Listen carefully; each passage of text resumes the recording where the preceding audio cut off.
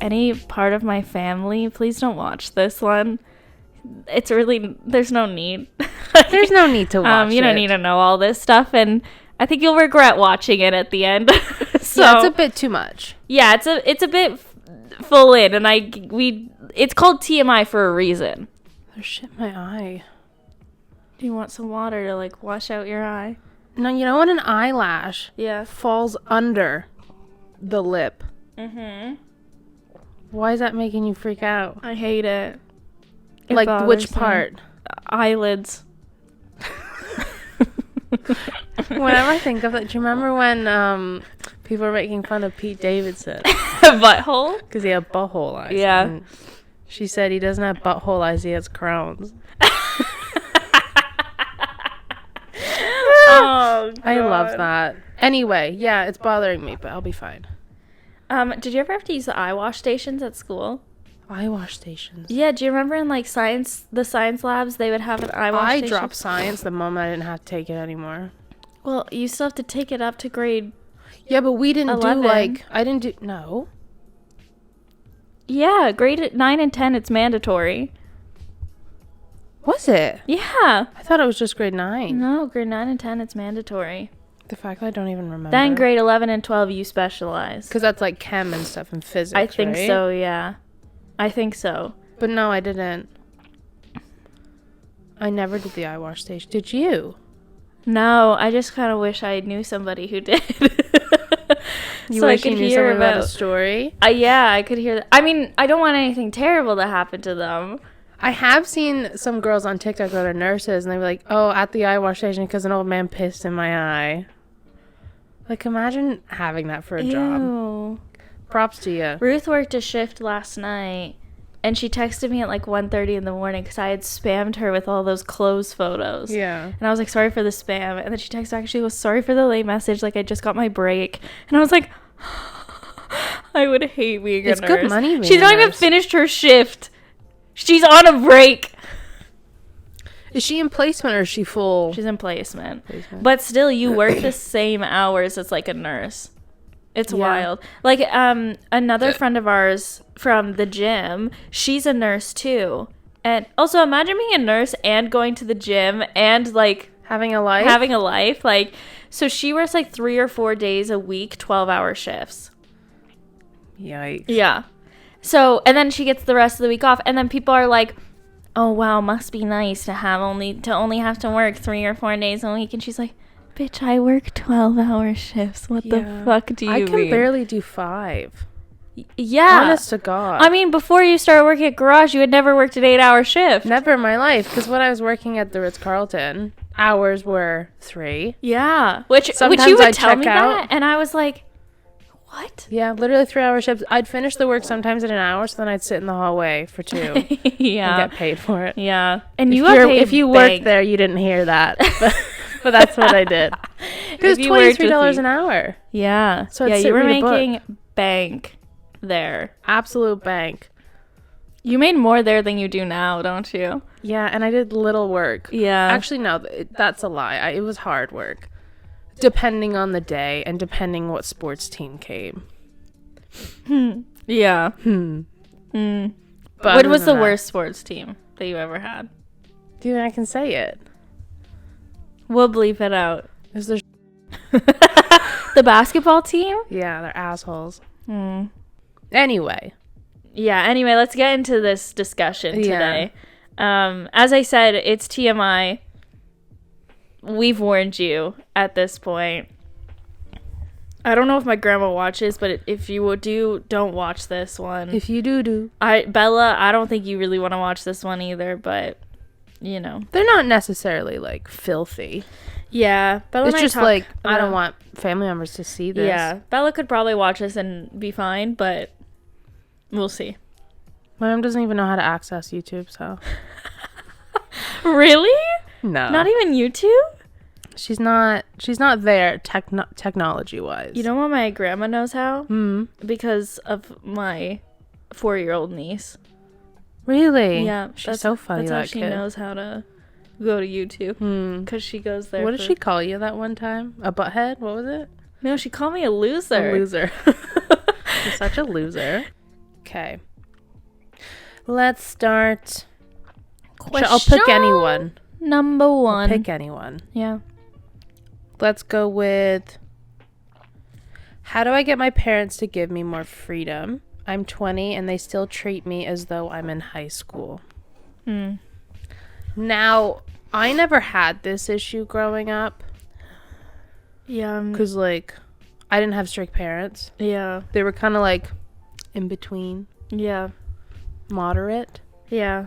But she did, like, say if I ever had to take the car to go somewhere, Yeah. I'd be responsible for, like, putting gas in, and then I'd have to tell her, like, where I was going and if I was coming home that night. Yeah, I think that's also just like A respect thing as respectful when you live in their home still. Like, I think that makes sense. Like, they're allowing you to stay in the house, so like they do want to somewhat keep tabs on you. Yeah. Like, to an extent, but like dictating where you go and when you come home, things like that is a bit different. When you go to bed, like that's a lot. Like when I moved home after college, I also wasn't out doing wild shit. Yeah. Like, if I was going to be out late, like I always said, like, I'm going to be out late, I won't be home till late. And she would just be like, okay, just lock the door when you come in. That kind of thing. She left the door unlocked for me. That's Peterborough, though. We would just leave the door unlocked all the time. We never locked our door growing up. Yeah, it was just like, I just never open. like had a key. No. It was just unlocked. Yeah. It wasn't until like I moved home for the panorama that I got a key. I'm pretty sure. And even then, most of the time I didn't take it because we had one hidden. Did you, like, hidden under, like, a plant pot? Kinda, but it was in like our garage, and we would hide it in there, and it was in like a specific place, and then I would just go in and get that, so then I didn't have to carry keys with me. Because that was just, like, always added thing that I could lose. Yeah. So, but yeah, like, it was never really, like, a big deal. I think also, like, I grew up with my grandma, but she knew, like, I was never doing anything wild. Yeah, nothing sus. Like, she's like, the worst she's doing is going to McDonald's with her friends or something like that. Like, it's not that big of a deal. And during the panorama, I mean, I was only seeing you. And we were just going to Little Lake. Yeah, we were grabbing food and going to Little Lake. That's we would, like, it. go through drive-thru or something or get takeout because we couldn't sit in anywhere. Yeah. And then we would go to Little Lake and just sit and listen to music and talk. And that's it. That's it. That's all you can do there. Yeah. So, especially during everything that was going on.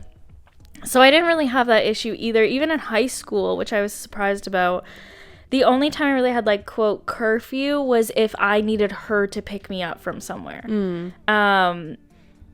So in that case, like, obviously she's like, I don't want to be up past midnight. So she's like, I'll pick you up at midnight. Yeah. So that kind of thing. There was one time where I called because I was having an allergic reaction to this girl's cat while I was at her house. Yeah. So I called early and was like, hi, and my voice sounded weird because I was having this allergic reaction, and I was like, can you come pick me up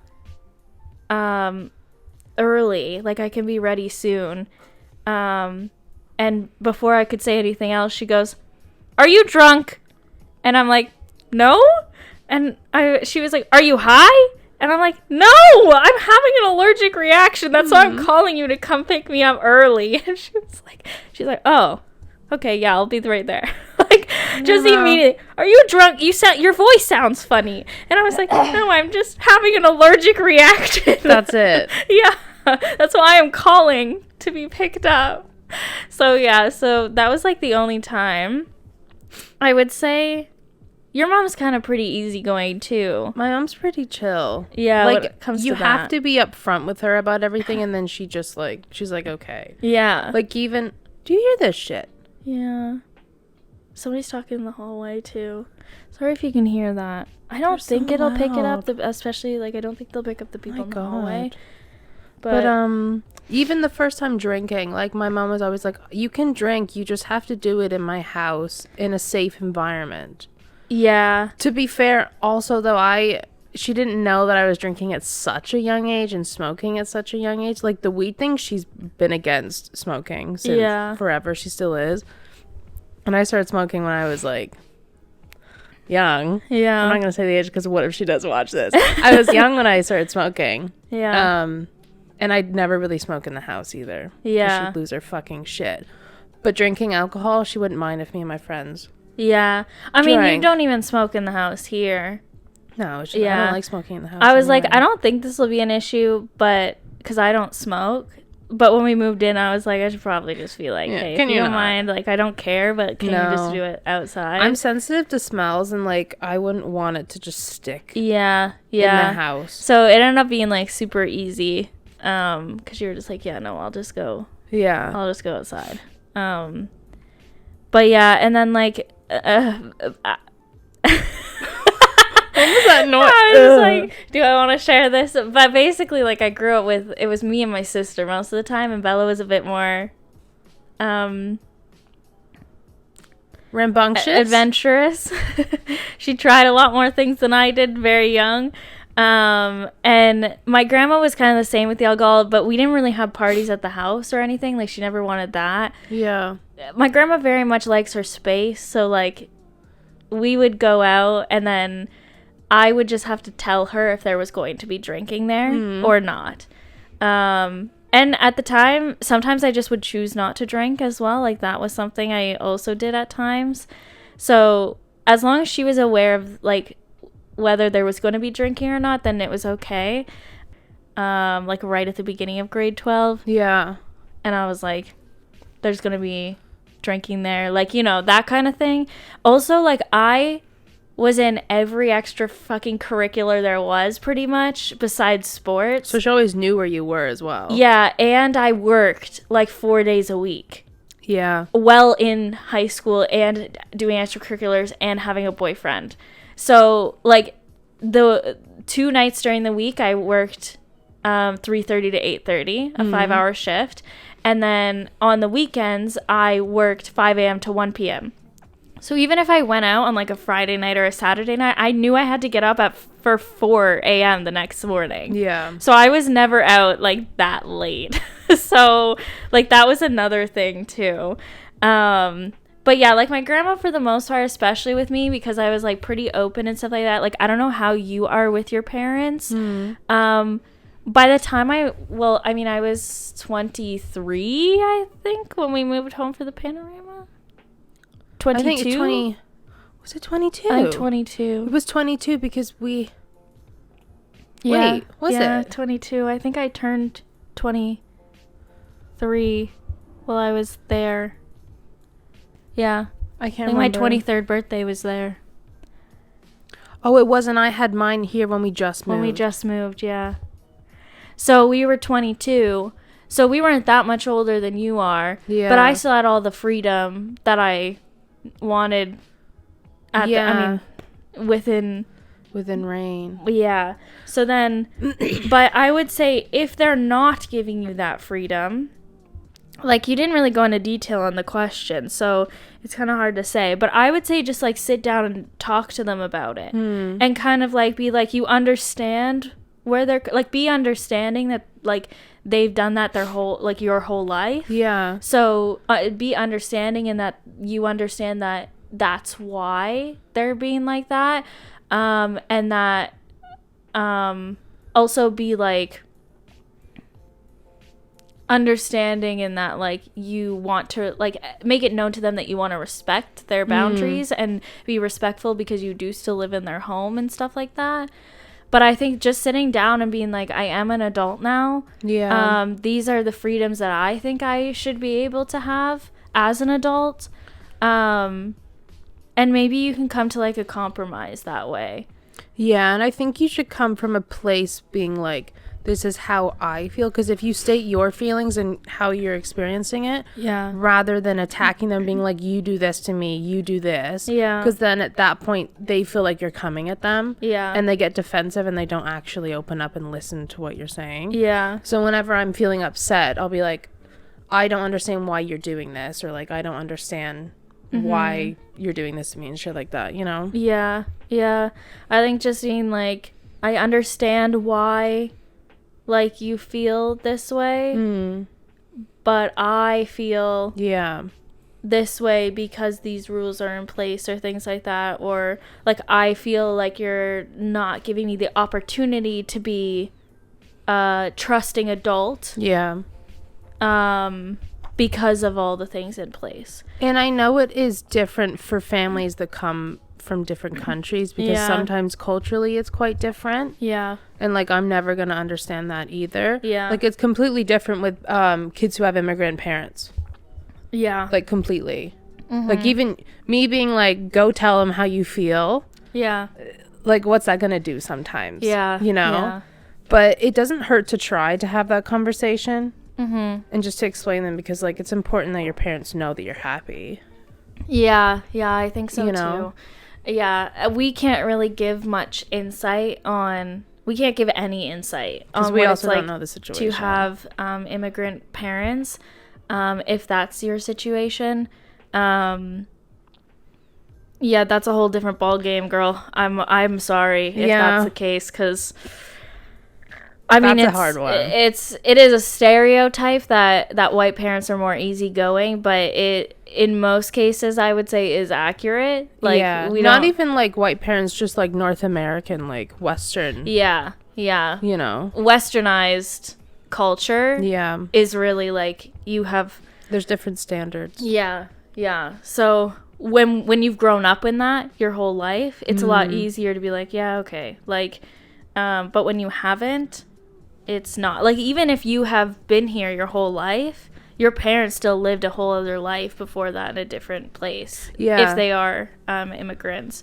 So that's one that you might have to ask some other people about. But as for us, I think the best route to it is just open communication. And to be honest, I think that's the best way in pretty much all situations. Well, if you're upset, you're gonna have to say something. You can't just like ponder on it and hope it gets better. That's like complaining that you don't like the state of your body and then not doing anything about it. Or just not putting the work in to do something. It goes for everything. Whether that's mental or physical. Like I mean I actively work out, haven't been as much, but mentally I haven't been feeling great about my body. Is it actually because of how I look, or is it just me mentally not doing great? Like I need to evaluate that and then do something about it. So you can't just dwell on it. Exactly. But that's kind of all the advice I think we can give. But good luck. Hope it works out for you. It's not ideal for sure. I mean, worst comes to worst, technically, like if you're working a good job, you could move out. If you're getting your own income, that's an option.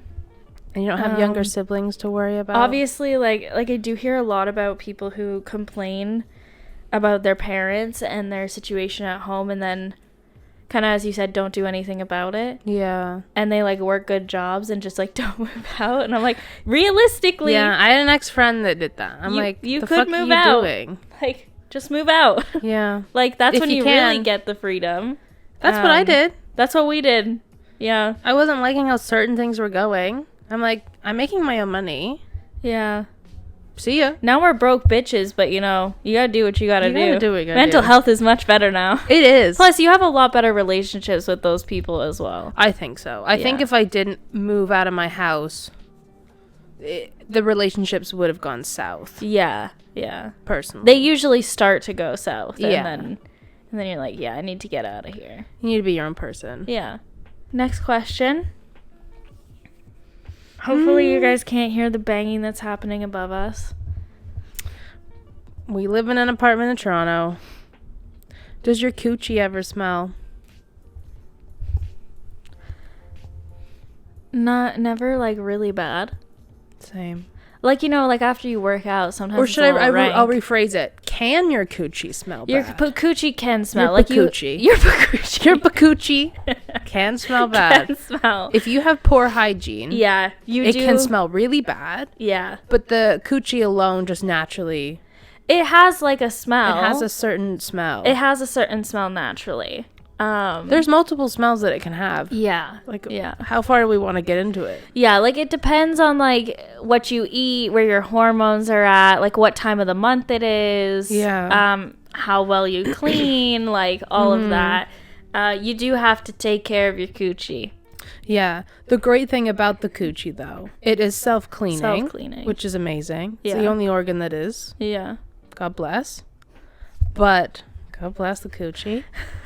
But you still have to clean it. Like, you exfoliate if you want to moisturize, but you have to do it with products that are pH balanced. Because you don't want to fuck up your pH level. Yeah. Yeah. Like, you just have to be, like, usually... Okay, this is how I clean mine, okay? So... Oh, my God. Honestly, I just kind of clean the outside of it. Because, like, okay. Like, you don't need to really go internal. You don't need to go internal. But if you have certain layout down there. Layout? Yeah, because you know how, like, with ours. Like design? Yeah, like your design of your...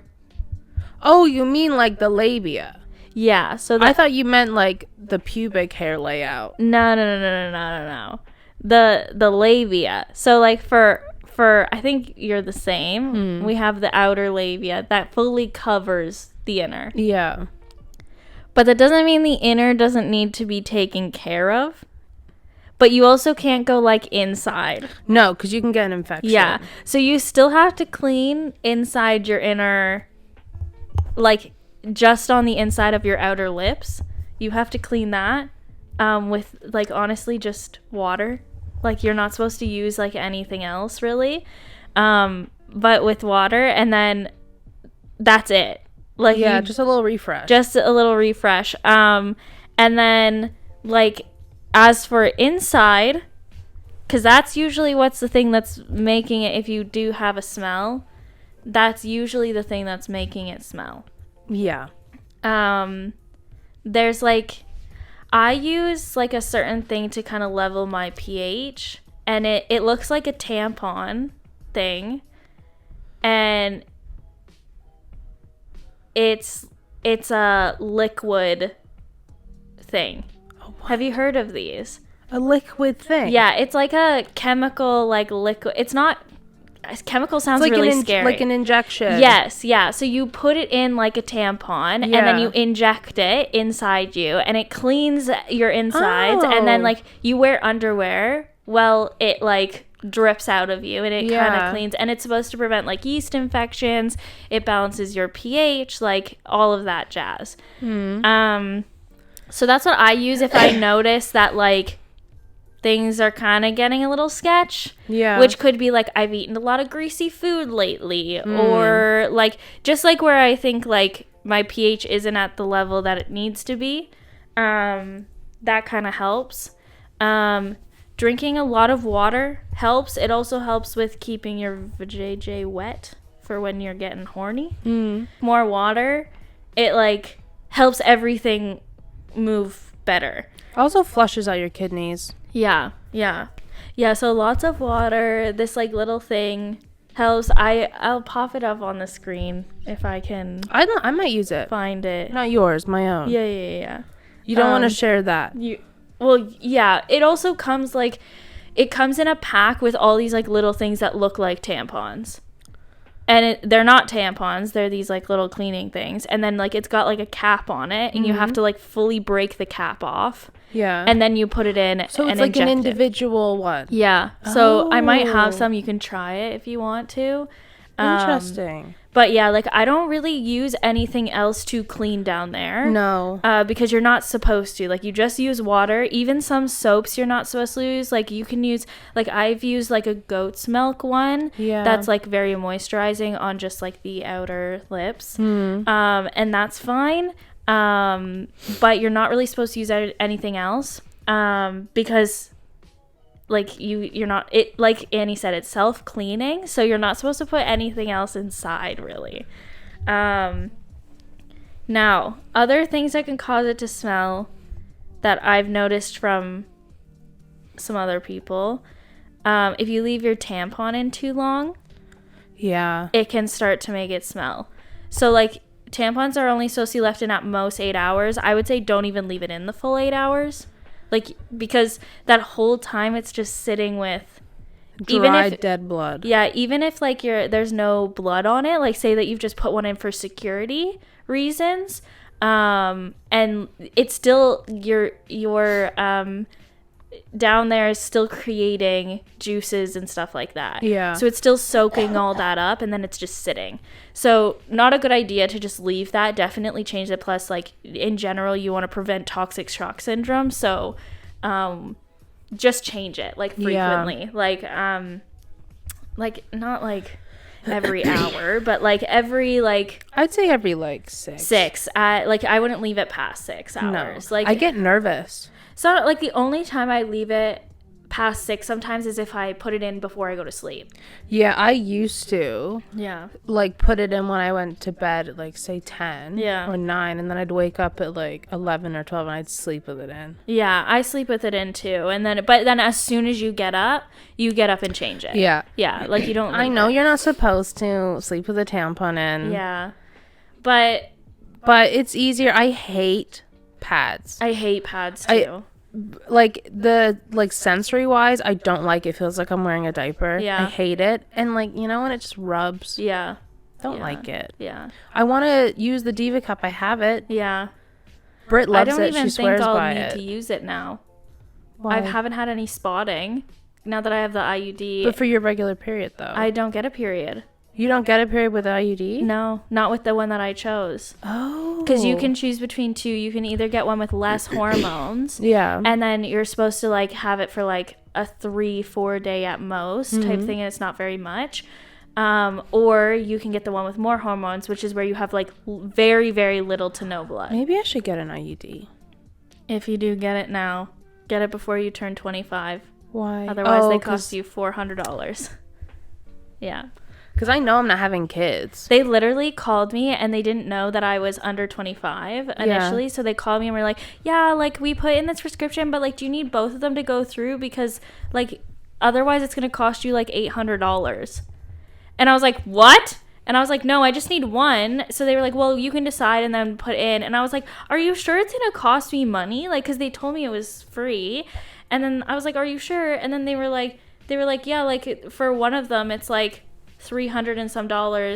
And I was like, I'm under 25. Is that still the same? And they're like, oh, let me just double check. I'm not sure which ones are covered and which ones aren't. So they were like, let me double check. Thankfully, it was covered. I wouldn't pay that. Yeah, $300 and some. That's so much money. Yeah, almost $400. But I've heard it's worth it. I mean, honestly, the last week, great. I've been feeling better emotionally. Because let's be real, but if you listen to our anxiety episode, you'll know it hasn't all been good. But you're fine this week. But I've been a lot better this week. No spotting. I haven't had any spotting since New Year's. Since before New Year's. No cramping. Unless I'm, like, eat something really shitty and I get bloated, then I'll get cramping. But I'm leaning towards more that's the shitty food I'm eating. Yeah. Not the IUD. No cramping. Like, well, I'm still gonna, like, feel it out. But so far, so good. Ellie likes it. Yeah. My sister has it. I keep track and keep documenting. That pain. Actually getting it in. And getting it out, I'm afraid of. I'm not even thinking about getting it out yet. But when I got it put in. I wish they put us under. Bro, it's no joke. I'm telling you. I was traumatized. Yeah. For like a week after. I couldn't have sex for a week. Like almost scared. A week after. Like I have a very high pain threshold. Yeah. But like, I don't know. I'm not good with like instant piercing. Like, do you know what I mean? It is not instant. It's slow burning. It is intense and it lasts a long time. Yeah. And with mine, I feel like we could do a whole episode. Yeah, we on might this. Actually. Yeah, maybe I'll give you like a rundown of it, but I will tell you it was bad. It was rough. It's a no joke. Like anybody who tells you that it's all right, it's no big deal. No. You'll be fine. It's hard being a woman. It was rough. Or just a person who has a vagina. Straight up, that scared me so much. I did not want to have sex after. Like, I was, like, panicky. The nurse was good, though. She was good? Well, no, it was a doctor. And no, she wasn't very friendly. Like, she was... Well, she like, no bedside manner. Like, she did have bedside manner, but it was more like... You could tell she was trying to be nice. Yeah. But she was over it. It was just, like... I don't know how to explain. It was annoying to me. Yeah. Like, she was like... Oh, it's okay. Like, the way she talked, I was just like, please stop talking. Also, like, at the same time, because of the panorama, you can't have anybody in there with you. Yeah. Had I had somebody with me, you'd be fine. I think I would have been 10 times better. But I felt very alone in that moment. Yeah, it was rough. Yeah. We can do a whole episode on that. Yeah, I'll do a whole episode on it. I don't want to scare people. But also, people know that it's not easy. But it's really not easy. I'll let you know. Like, maybe we'll do it in a few months where I can tell you whether it was worth it to get it or not. But then yeah, maybe I'll see. document me getting it. Yeah. I still don't know. Yeah, we'll see. We'll see what happens. Maybe we could do, like, a whole vlog. Do you want that on camera? What? You going to get an IUD put in? You just show your face. Yeah, but would you want that? I don't really care. Stay tuned. Maybe. It'd be a good educational video for people. Remember when Zoe did one? But she got a pap smear. Which I need to get. This is very different. This is extremely different. Oh, yeah. But yeah, I'd take them to go do a pap smear. Yeah. Kind of explain what was happening, but that does remind me, I do need a pap smear. I think I haven't had one in a while. When do you start getting them? Technically, it should be like 25, I think. There was a rumor when we were kids where you should get it as soon as you start having sex. You should get it as soon as you start having sex. Yeah, but you don't. I think it's when you're 19. 19? I think it's 19. Because my last one, I was 20. So I just want to refresh, make sure everything's... Yeah, I think you're supposed to go every 2 years. Yeah. Or something like that. It's something like that. Also to check if you have cervical cancer. Yes, yeah. That's the main thing. That's like a huge thing that they check for. They check for other things too. Yeah, but that's there's so much cancer in my family. One of the major things. I need to get on it. Yeah. I have to get my heart checked out again. True. My little ticker. You know? Yeah. It was scary. I had to take you to the hospital that one day. Yeah. And I couldn't go in with you because of the panorama. So unfortunate. Yeah. I was because it was a heart thing. I was put in the waiting room with all old people. Yeah. And they're like, "Are you okay?" I'm like, "Yeah, don't be so nosy." It's none of your business, John. I'm fine, Gilbert.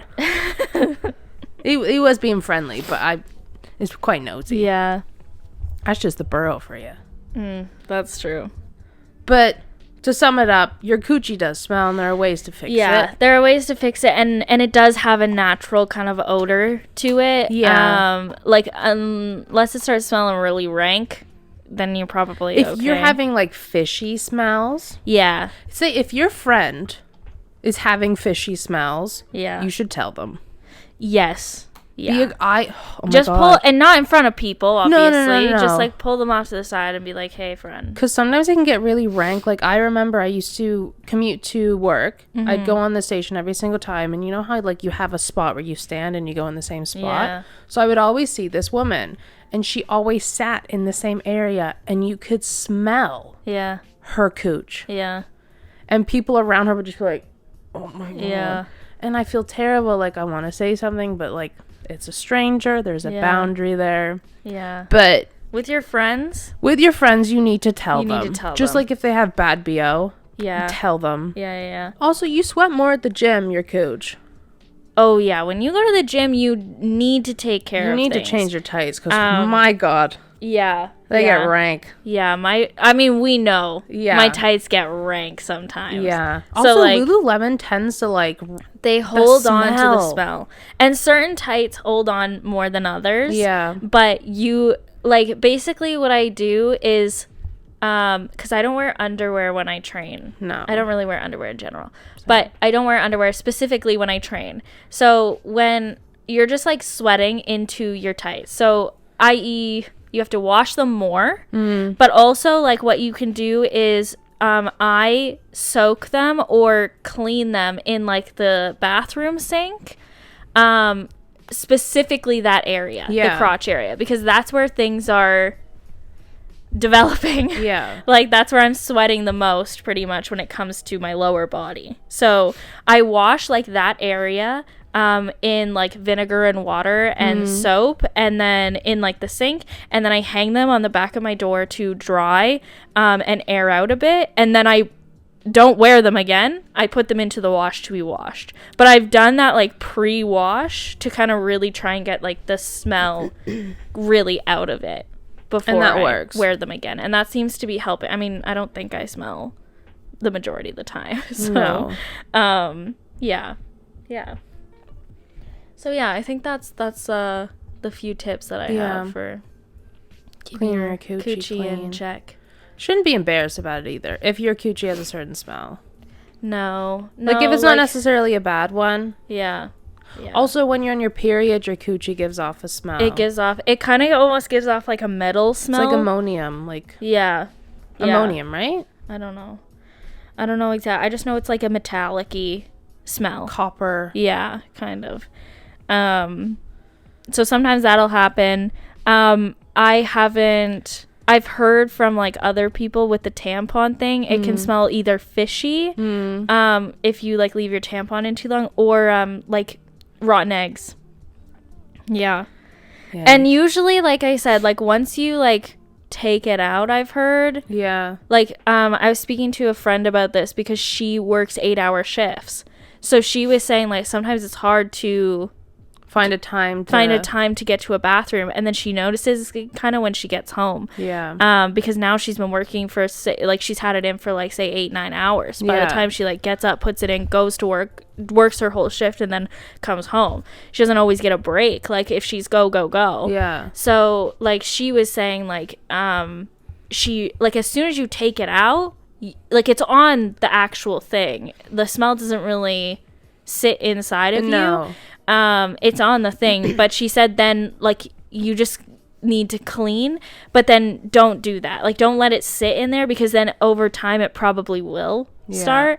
But yeah, so those are like the two. Something that I use like feminine wipes that are pH balanced, which Summer's Eve I think does it. Summer's Eve is a hit or miss. Some people say that it's not actually clinically like proven that it helps your pH level. So I'm not saying that they work. I don't know. But I have used them in the past and they've been fine for me. But like if you just need like a refresh throughout the day, just a little wipe around the area, or even like if you're going to someone's house to like fuck. Just a little quick wash in the sink. I know guys do it. Or even like literally just baby wipes. Baby wipes work just fine. Don't use scented ones. Don't use wet wipes. No. Like don't use use specific like diaper wet wipes. Use specific baby wipes, and don't use makeup wipes. I've heard of some people using makeup wipes. I'm like, girl, don't be doing that. You shouldn't even use makeup wipes, period. They ruin your skin. On your face. They're not good for the environment either. No. But that's another thing. That's a whole other thing. But so like make sure they're actual, like literally you can buy baby wipes. Like you can get them on Amazon. Or if you don't support Amazon, I'm sure there's small businesses. Any local store you can get baby wipes. And again, like they're not the best for the environment, but if you're kind of out in public and you do need a fresh up, that's what I would say is the best. I don't have any currently, but I usually keep some in my gym bag. Just on the odd chance, because usually I shower when I get home or when I'm at the gym. I just do like a quick body shower where I wash everything down, but like on the odd chance I don't get a chance to do that, I will baby wipe myself, like literally, and change my clothes. I did when I was vegan for a while. I used these bamboo cleaning wipes, and they were like feminine wipes. They're on Amazon. I think the brand's called Simply. Okay. They're very good. We'll try and link it if we remember. You know when you like wipe too hard and then your finger pops through? Oh, yeah. It's a little like that, but they're better for the environment. Okay. Well, that's good to know. Yeah, wipes help. Yeah. Just keeping it fresh. Yeah, and I think those things that I was talking about, I'm pretty sure they're Vagisil. Vagisil, yeah. I've heard of Vagisil. Yeah. I think it's kind of the same as Summer's Eve. Like, some people are hit or miss about it. Yeah. But it works for me. Have you seen dude wipes? Dude wipes? They're called dude wipes. But to wipe your balls? No, they're just wipes. Oh. But they're just labeled dude wipes. So, like, men feel... Okay. You know? I don't think any... To wipe your butt? Like, who cares?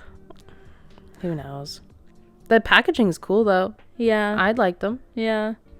Okay, next question. I'm feeling really insecure about my acne. I've struggled with it for years and it's starting to really affect my self-esteem. What can I do? I've had a trip with my acne. Are you wearing makeup right now? A little bit. Oh, I was gonna say your skin looks really, really nice. Just a little concealer. I get a lot of chin acne, but I think it's from wearing the mask. True. It could be hormonal as well. Yeah, because I used to have very bad acne. Yeah. Like, I started getting acne when I was 18, 19. It was literally after I got on the pill is when my acne got worse, which isn't the same for everyone, but that's just what happened to me. Yeah. And I started getting cystic acne, but my acne is genetic. A lot of my uncles have suffered with like really bad acne, so I'm assuming that's where I got it from. It really does affect your confidence. Yeah, I mean, I can imagine. Even like my acne has never been really, really bad. Yeah. I've had bad, like, worse times than others, but I don't have cystic acne. So I've never had it to that extreme. Like, even now, like, I have a little bit of breakout, like, on my chin and stuff like that. And it used to really affect me. So I can only imagine what it was like to have severe cystic acne. Yeah. And, like, I feel like with you, I don't notice it on you. Like, I don't look at you. Which people have said as well. Yeah. And I wouldn't look at you and see your acne and be like, oh, like, ooh. Like, you know, like, I would never, like, really think that. Maybe if I didn't know you, it might be a little bit more noticeable, but I feel like most of the time I don't notice it on people that much. Yeah. But also something you've noticed before is you're not great at... I'm not observant. You're not observant. Yeah. But people with, like, severe, like, anxiety or ADHD, they're very, like, particular about details. Like, I notice things on everyone. Like, I'm very, like, observant. Yeah. So I just tell. And so then I think, well, if I can see it on other people, God knows that they see it on me. Yeah. But also I'm in my head a lot. Yeah. I mean, especially with something like that. Yeah. I think something that's, like, also, like, it's on your face. That's the thing. It's the first thing that people see. It's the first thing people see. And everyone has it. I mean, I'm sure there's a 1% that doesn't get acne, which God bless you. Yeah. Lucky you. Lucky you.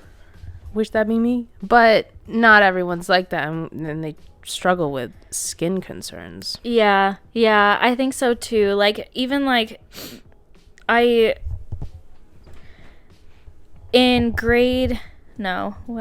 was it? In college, I was breaking out a lot, mainly because I was wearing a lot of makeup in college. And then on top of that, I was trying to find products to clean my skin better. And I had used a certain line that really fucked up my skin. And I didn't have acne. Like, I did have breakouts and stuff like that. But I ended up getting splotches of red all over my chin and neck, and all across the bottom of my chin became scaly and flaky, and all around my eyes. Yeah. Was it an allergic reaction? It was an allergic reaction to the products I was using, and it triggered my dermatitis as well. So I have dermatitis. I have, like, dry patches that come up on my skin. I get it specifically, like, when I'm stressed and things like that on my arms. I have it. I get eczema on my arms. Yeah. But this is, like, a specific dermatitis that comes up on your face and, like, neck, like, that specific area. So I had to get like a special cream and everything for it because it didn't go away for like a long time. And I couldn't wear makeup like on it because it would irritate it. Yeah. So like all along, and anything that was like slightly drying that I would put on my skin would freak it out. So like the red splotches would kind of go down a little bit, but anytime I would touch it too much, I would use something, it would get inflamed. And then like specifically my eyes were the worst because like all around my eyes were like dry, flaky. They were like burning, like my skin was like physically burning. And it was around my eyes and all around here, and I did not want to go to class. Like that's how much it affected me. Like I didn't want to go to class. I didn't want to leave. Like people thought I had hickeys on my neck from the red splotches. So like people would be like, oh, like what were you? And I was like, no, like I'm having an allergic reaction. Like I wish it was a hickey right now, but it's not. Yeah. So like it really affected me, and I really didn't want to, especially like because like we said, like it's on your face. Like it's the first thing people see. I know. Like when they look at you, it's bad. Yeah. And then it really does affect your confidence, and you don't want to do anything about it. Yeah. Like all through university, when my skin was the worst, I really had confidence issues. Now I'm completely fine with, like, I don't fucking care. Like I don't know if it's like just getting older, also being in therapy. Yeah. Like I don't really care about it now. And my skin is better, so I don't really, like knock on wood. Like it's fine now, and I think I'm slowly coming out of that stage where like it was fucking horrible. Yeah. But I have acne, rosacea, and psoriasis. Yeah. So depending on flare-ups, it gets worse. Yeah. And like acne, psoriasis, or acne, rosacea, it's not like acne, like it's red raised spots that look like pimples, but it's like, I don't know how to explain it. Yeah. You can Google it. Yeah. And it sucks. Yeah. And even like covering up rosacea alone with makeup, you can barely do it because it comes through your foundation. Yeah. Which is why I don't wear foundation. Yeah. Yeah. Because you can't cover it. It's really hard to cover. And then like on top of that, like acne's so not normalized. Yeah, it's really not. Like even like I was talking to Judah about this because like I use Facetune here and there to Facetune out, because like I said, my skin's pretty good for the most part, and I don't feel bad about tuning out a pimple here or there, because I'm like, well, I don't have that all the time. Like most of the time my skin is okay. So like if I have a pimple, I don't feel like this one here has been irritating me a bit. Yeah. And I keep scratching it, but I need to stop. But like if I was to take a picture, I don't feel bad about like slightly editing that out. But he was like, but then he's like, I get like why, and he was, I understand why, but he was like, but then like because you're editing it out, it's basically being like, oh, like it's not a normal thing. Yeah. So then like when you don't post anything that shows that, then it's kind of like, oh, like, well, I don't get acne. Yeah. And then it's like not normalizing the fact that acne is normal, and that like a lot of people do have acne and suffer with acne. He's like, I totally understand why you do it, and you, like, obviously everything you posted, you want to be like your most confident self. Yeah. And I don't agree with changing your body parts specifically. No. But like I said, like he was saying too, like if you edit out that, what else is okay and what isn't. So I do get where he's coming from, and I do like understand like that. Does that mean I'm going to stop editing out my pimples? Probably not. To be honest, I'm probably still going to. Yeah. Like the odd time if I take a photo and I have a bit of breakout, whatever. Like the odd time. But most of the time, if I post when I've edited it out. Yeah. I gotta say. Yeah, because like also in 2018 was like kind of like the peak of Facetune. Yeah. Like when it came out, 2017, 2018. And I would blur it all out. Yeah. Like, you know, like the really like poorly done. Where you looked smooth. Yeah. Which is not normal. Yeah. Because then it would also take out my freckles. Yeah. So then people could tell. Yeah, that's so true. I don't do that anymore, but I do like a little like, well, I'll just blemish it out because it's just a small one. Now they have a spot healer. Yeah, which is what I use. So then I literally just go on the spot, zoom in, and I get spot rid of heal it. Yeah. And it doesn't mean that like I hate my acne. Yeah. Like I'm like embarrassed to show it. Like I'm not really. But it's so different on Instagram. Like I just also want it to be kind of quote unquote perfect. Yeah. Because that's just the way it is, and that's the way that like everyone thinks now. Yeah. Which I'm trying to like unlearn myself from, but it's still very difficult. Yeah. There's this girl on Instagram, I think her name's Laura. I'll link it in this episode. She normalizes her acne. She's a model. Mm-hmm. And she has quite bad cystic acne. Mm-hmm. And she really helped me through university. And she doesn't wear makeup. And she's a model. And she's amazing. Yeah. I'll have to try and find her username. Yeah. Yeah. She's really good. Yeah, I think, like, just, like, knowing that it's normal and, like, if you want to wear makeup and that makes you feel better, go for it. I used to wear, like, a lot of makeup to, like, cover up.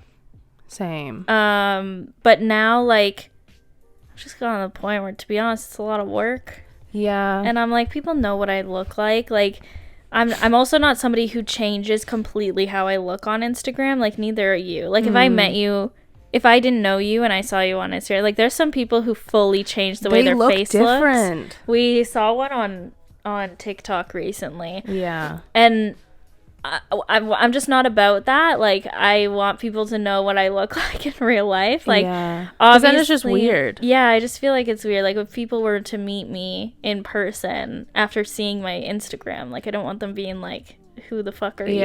Like, you know what I mean? But yeah, so I am kind of like, people know what I look like. Like, they know I have acne sometimes. Like, they know I'm a human being.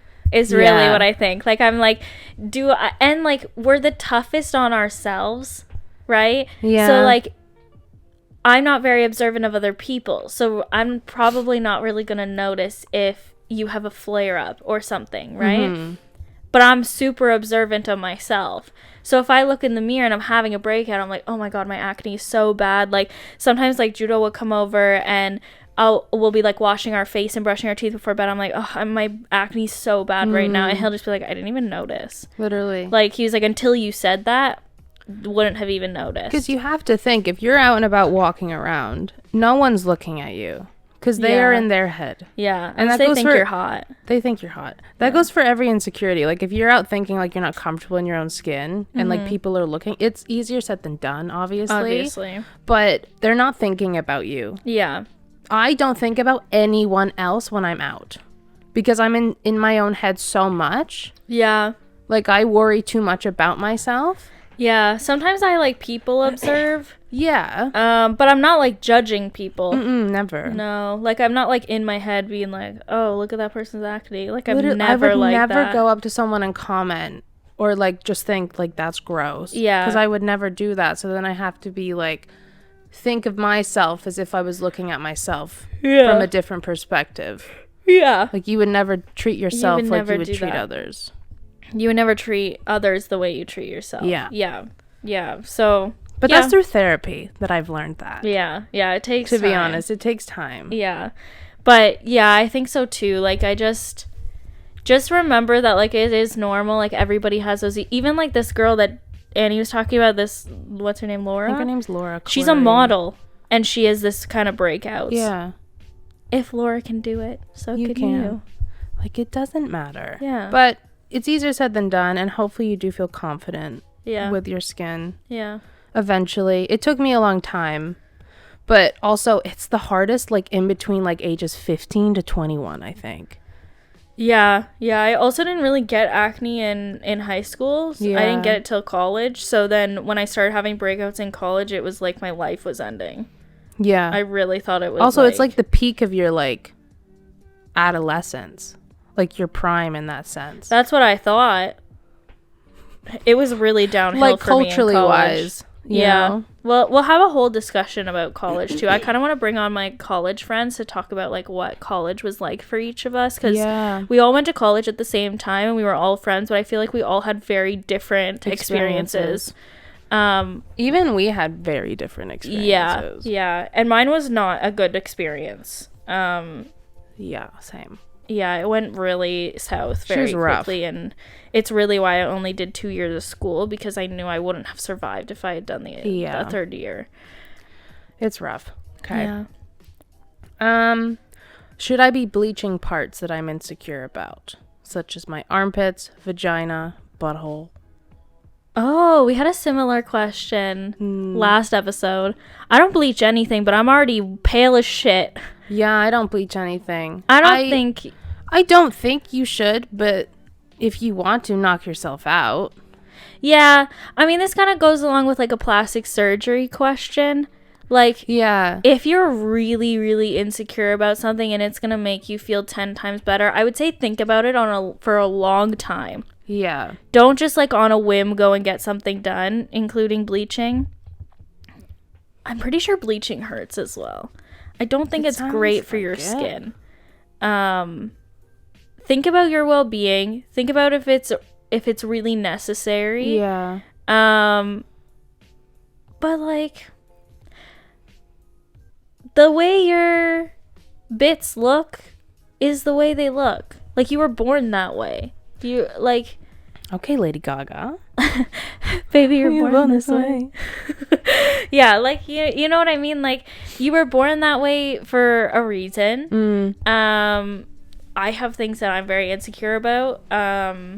Many times we've talked about me wanting to get a boob job. Same.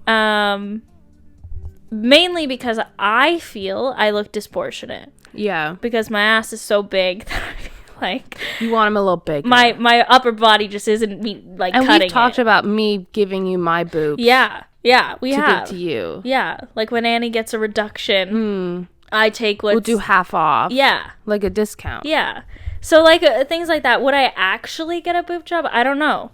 Maybe down the line I will. Funds wise, if we come into it.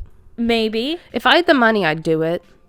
If I had the money, I still don't know. So that's why I'm like, because I don't want to make it. It's a huge change. Yeah. And I've also seen a lot of times where it doesn't look that great after. Yeah. So I don't know if I would want that either. Thankfully, they're usually reversible. So worst comes to worst, I guess I could always just pop them out. But you know, like I do want to think on it a long time. I think that still goes along with things like bleaching as well. Altering your body in any way. That even goes for tattoos. Yeah. Oh my god. Like I shouldn't have got tattoos until I was at least 21. I shouldn't have got tattoos starting at 16. You're too young. You're not thinking. Yeah. But like it's on your body now for the rest of your life. Yeah, and there's some that I don't want anymore. Yeah. But it is what it is, so you have to think about it. Yeah. Yeah. I think forever. If you think on it for a while, like I said, if it's something that really seriously affects you personally, like it's your personal thing, then if you think on it for a while and you still want it, then do it. Yeah. So like even like I wanted to get my nipples pierced in college. And I was like, man, I watched one video and was traumatized from the video, so I was like, maybe not. But there was always a part of me that was like, I still want them though. Like if it didn't hurt that bad, I would still get them. Like I really want them. I thought on it for 3 years. That's a long ass time. 3 years. The whole 2 years that I was in college, I thought about it. And then a whole year after college, I thought about it. Yeah. And then a friend from work was like, I want to get my nipples pierced. And I was like, I kind of do too. And she's like, let's do it. And I was like, okay. And I went and did it. And I booked an appointment and everything. But I thought about getting them for 3 years before I got them. Yeah.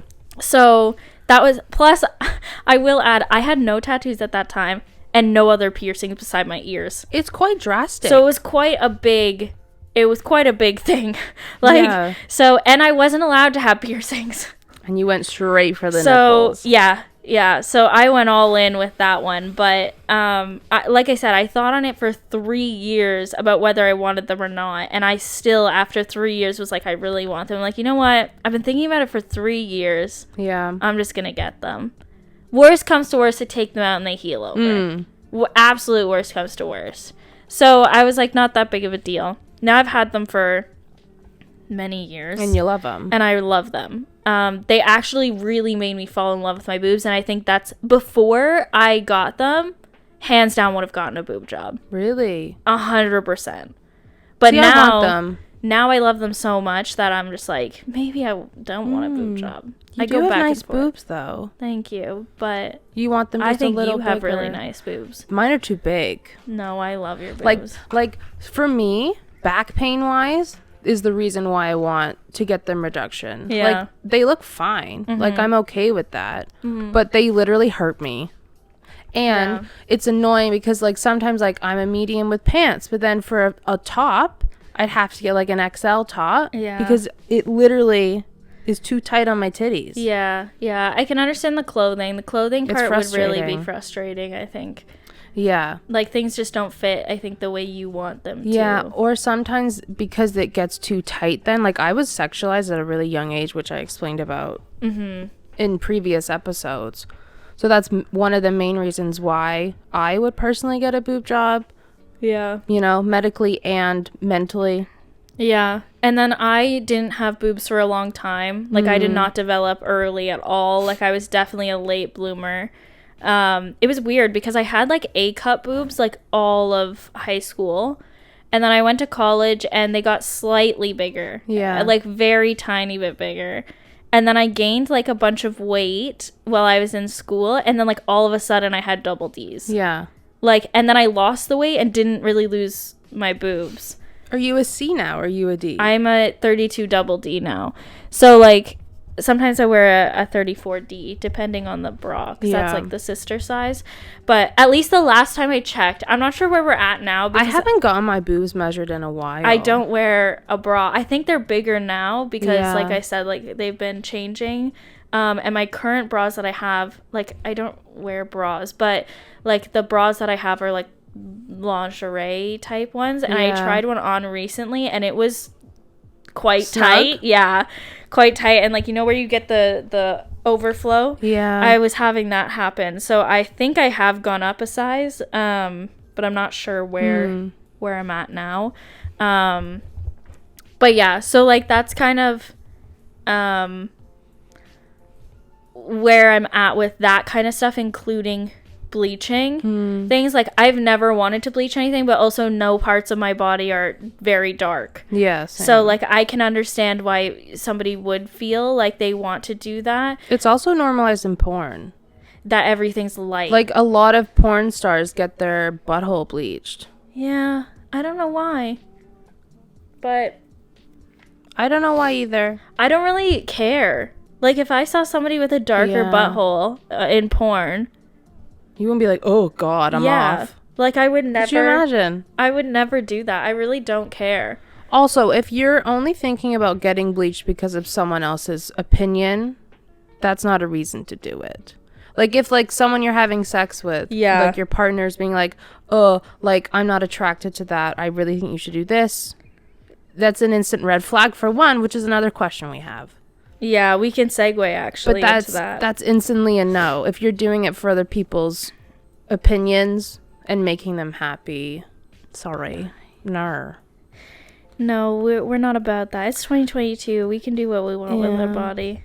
Do what you want. What you want with my body. Yeah. Yeah, simple said. Do what you want. Do what you want. If you're happy I would say just about think it, on it before. Don't make any rash decisions. Do some research. Don't go to foreign countries and do it. My God, I've seen girls on YouTube go to like random ass places for boob jobs because they're cheaper and then they're botched. Yeah. Don't do that. Make sure you also like if you do make the decision to do it, like lots of places, especially like with plastic surgery stuff, I'm sure still with bleaching stuff, they'll let you go in and kind of get a feel for where the place is. They do free consultations. The free consultations, they'll let you talk and ask as many questions as you want. Literally, and just remember they are trying to sell you things. Yeah. So they're probably going to give you like the best answer possible, but still, just ask as many questions as you want, do your research, things like that before you get stuff done. Simple. Yeah. Next question is, what are some red flags and how do you spot them? I've been on many dates. I've not. With the opposite sex. And there's been many red flags. But also, we know that I'm just poor at picking men, for one. Let's start there. Okay.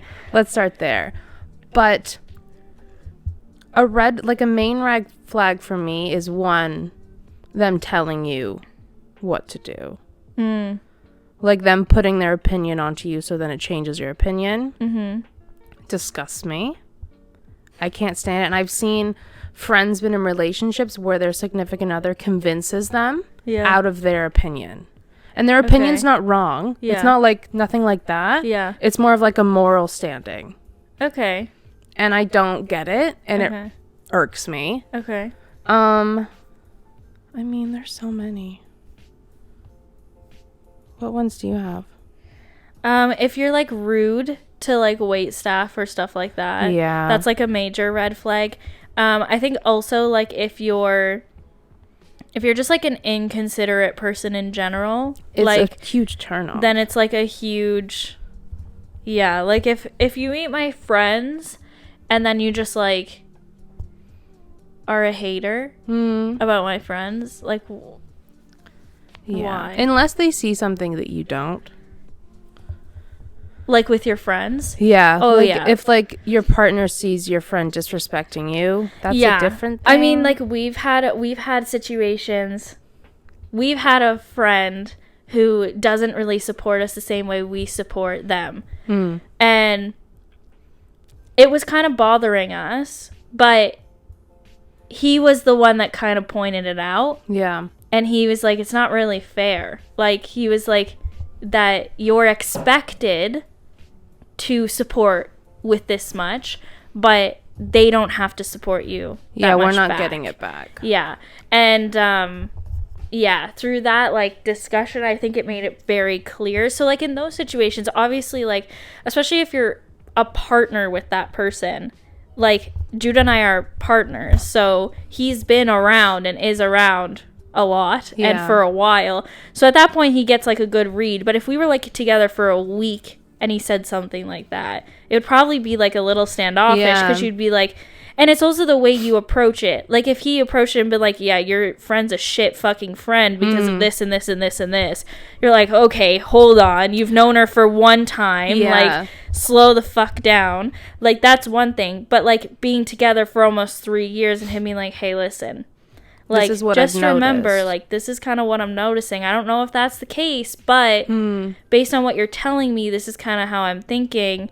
He's like, just be careful, like, watch out, like, make sure you're not, like, putting out a bunch for somebody who's not giving back to you in any way. Things like that. Like, it's a very different approach.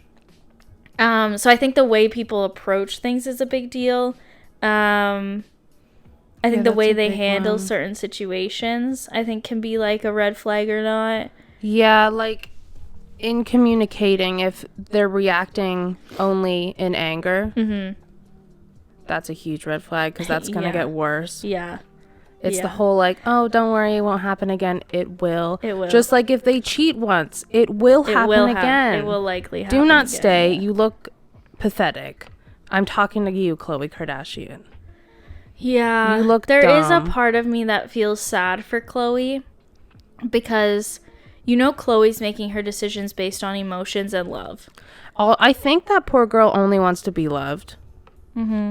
Which is everyone. I mean, I think she had that with Lamar, and I think she wants that again. Yeah. But Lamar obviously was not mentally there to be able to do that and give her what she needed. And unfortunately, I I think it was just really bad timing for them. So I think that took like a really hard toll on her, and since then she's just been looking for something. Just been like grasping at anything, and she fell into a Brampton man. Yeah, I don't know. Sorry, girl. Yeah. R.I.P.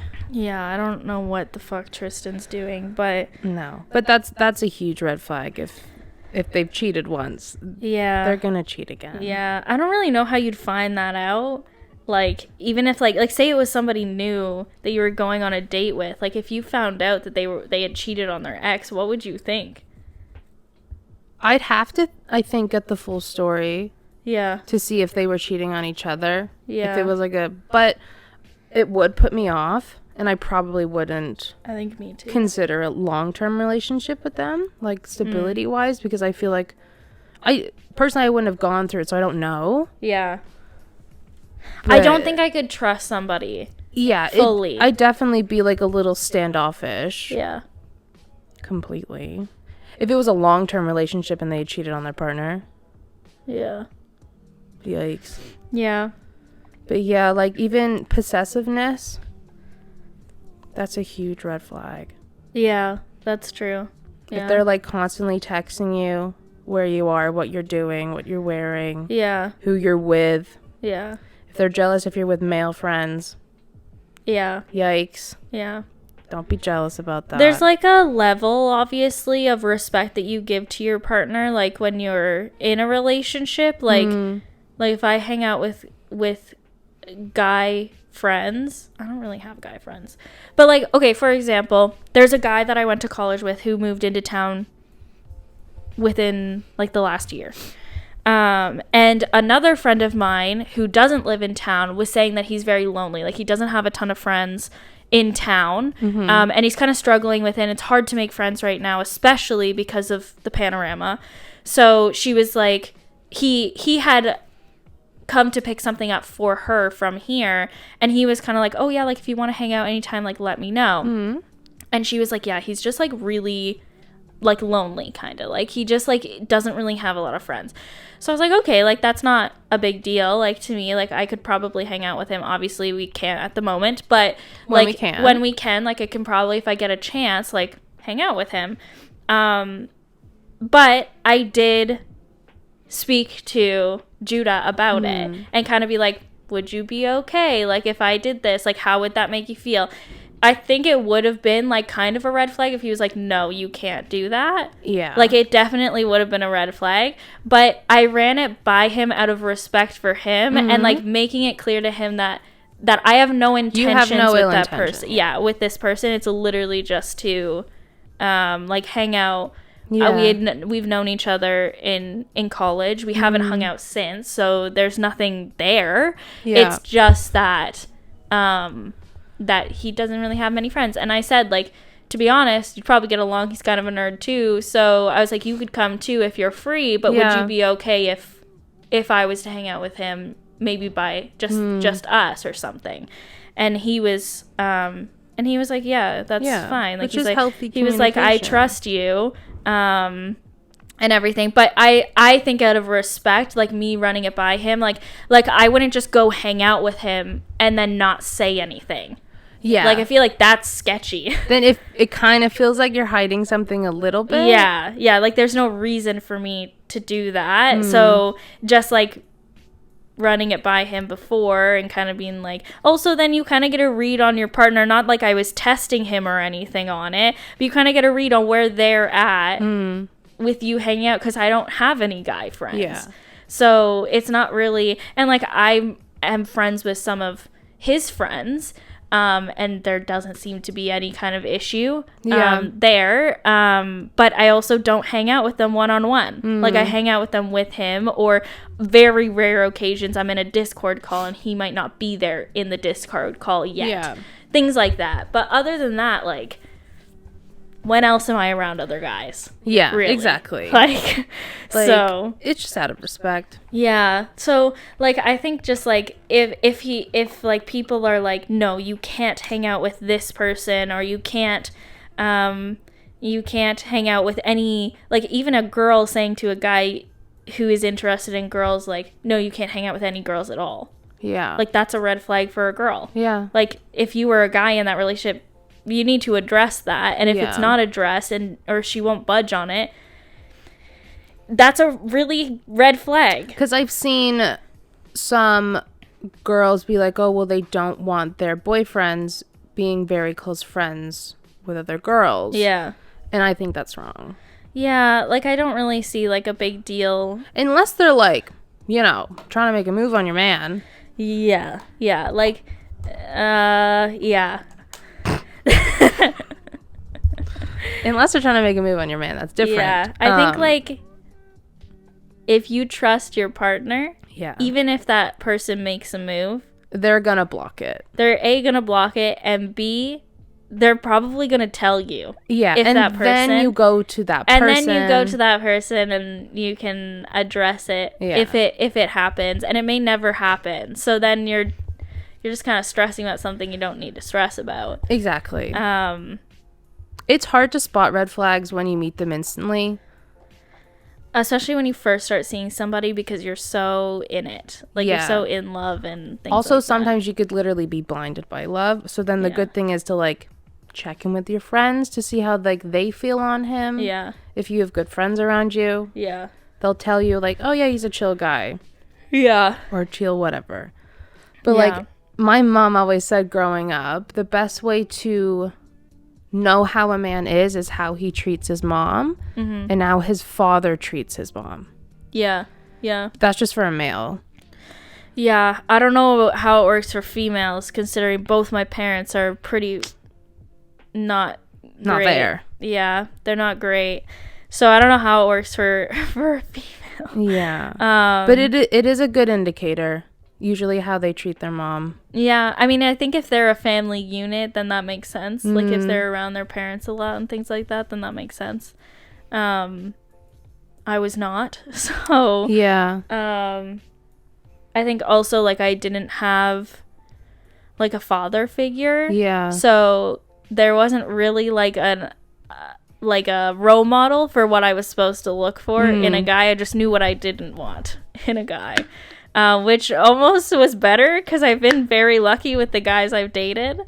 I've only dated 2 guys. Yeah. And they're both very nice guys. So, yeah, my track record hasn't been great. Yeah. But. Well, you had one really nice guy. Yeah. That is true. Yeah. But now, like, next time I do date, I know what to avoid. Yeah. I mean, you also, like, as you date, you learn things. Yeah. Like, so, like, the first time you date somebody and say you go on a date, you might not see those red flags. And then you kind of get into a relationship with them and you're like, I should have recognized that because of this thing that happened. Yeah. Then when you go, say, on your second date with somebody else new, and then they do something kind of similar, that's going to show up as a red flag now. So, like, you learn as you go as well. But, like, I would say, like, major ones, the way he treats other people is likely how he's going to treat you. Yeah. How he talks about you in front of his friends. Yeah. If he's showing his friends your nudes. Yeah. I don't understand I don't understand these men in their group chats sending pictures of their girls. Yeah. I also would never send a photo of my boyfriend to my friends. No. Like, that's so weird. That's so weird. One thing, like, maybe, like, describing, like, how things are going. But, like... Wait, what do you mean? Like, dick size. You might talk about dick size. I don't anymore. When I was young, I used to talk about dick size. It doesn't not matter. my partner's dick size. No, but we just, would like, talk the conversation about it. Dick size. But now it's just like... Also, you grow up and you're like, doesn't matter. Yeah, dick size doesn't matter. But, like, let's make that clear. It doesn't matter. Because, like, we'd watch movies. I mean, you watch porn and dicks are like 8 to 10 inches That's the long. thing. And then, like, you read those dumb Cosmos being like, oh, well, you need, like, at least 6-7 inches. Which is not true. Reality. It's the performance. Yeah. And the effort. Yeah. It's not important. It's really not important. So don't chill out. Yeah. Universally, dick size doesn't matter. So don't stress about it. Yeah. Just like how your vagina looks. Yeah. The fuck? Yeah, everybody's vagina looks different. The porn star vagina. Yeah. I mean, we do have it. But that's besides the point. We've been blessed, but, That's besides the point. Yeah. Yeah, your dick size doesn't matter, and the way your vagina looks doesn't matter. No. Get over it. Yeah. That's all. We're all adults now, We're okay? all adults now. What was this question? Red flags. Oh, right. Yeah, there's the main ones, I would say. The main ones. If he hits you, come on now. Yeah. I don't have to go there. I shouldn't laugh. But yeah, like there's the obvious ones, but I think it's harder to tell with emotional red flags. Yeah. It's hard. And I think those come out over time. They don't really come out like on a first date. No. So you just got to be cautious. Yeah. Next one. I'm feeling insecure because I'm quite skinny. What should I do about it? I don't have that problem. Same. Because we thick over here. Yeah. But coming from like a body positive stand. Yeah. Like I mean, I'm a lot less insecure than I used to be. Yeah. I think figuring out what makes you confident, because it's different for everyone. Yeah. Us being like, oh well, you can go to the gym and body lift. I mean, you can do things to change how your body looks to be more confident, but it's a mental game. It's also a mental thing. Like if you're naturally skinny, again, this kind of goes along with the dick size doesn't matter, and the way your vagina looks doesn't matter. The way your body looks doesn't really matter. No. Like, as long as you're healthy and you're living your life, like, don't overthink it. Like, of course, like, you don't have to be in love with your body all the time. Like, you can have days where you're just like meh about your body. Yeah. And you're going to have days where you're just like, I hate my body. Like, it's the reality of owning a body. But try and think about the fact that everything your body is doing every given second of the day. Yeah. Like, your body heals itself. Your body nourishes you. Your body takes care of you. Your body literally tells you what you need. Like, that's insane to me to think about. So whenever I'm like starting to feel like, oh, I'm not liking the way my body looks, I just try and think about all the other good things that it's doing for me. Yeah. Versus like just how it looks. Like, and again, like, it's easier said than done, and you're gonna have, like, even with that, I still have days where I'm like, okay, yeah, that's great, but I still don't like the way I look right now. Like, you're always going to have that. And it's normal to have days like that, and it's also important not to be hard on yourself on those days. Yeah. Like, just... Or, like, attack yourself for thinking like that. Yeah. Because, like, the mind is fucking nuts. Yeah. And it can just do a 180 on you. Yeah. But it's important to, like, learn self-love practices. You can do that with, like, daily prayer, affirmations. Yeah. You know? Just, like, being thankful for the fact that you have a body. Yeah. That you can, like, function in. Like, even, like, on some days when, like, I'm having really low self-esteem, I just think, well, like, I'm literally living and breathing, and I can, like, get up and walk and feed myself. Yeah. And do things for myself. Yeah. And some people don't have that ability. Yeah. And then you have to think like, well, I'm grateful for that. Yeah, alone. Exactly. Yeah. So that's kind of like what I was saying as well. So I would just say, like, the media, especially right now, is very into thick, curvy, voluptuous. Yeah. Small waist women. Also, the thing is, though, that it's curvy, but it's not like fat curvy. Yeah, it's very like a particular curvy, which is dumb. It's the BBL shit. Yeah, and most of those women also like are not real. Yeah, like, it's not real. They're either editing photos or getting BBLs or lipo or things like that, and they're doing that because they're insecure. Yeah, and like the biggest thing too, like, I used to be super insecure about my bum. Yet there were people who were dying to have my ass. So that's like another thing to think about. Yeah. Like, there are people out there who are dying to have your body type. Like, even if you are super skinny. Yeah.